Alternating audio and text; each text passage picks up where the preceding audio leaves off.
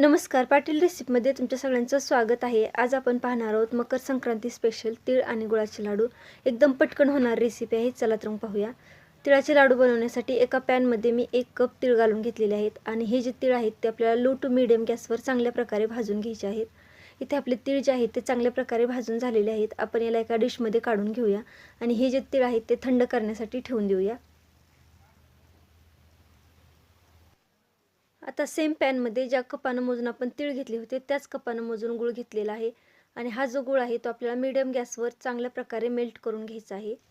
या गुळामध्ये मी 1 चमचा तूप घालून घेतलेला आहे. तूप घातल्यामुळं आपले जे लाडू आहेत त्याला शाईन खूप छान येते.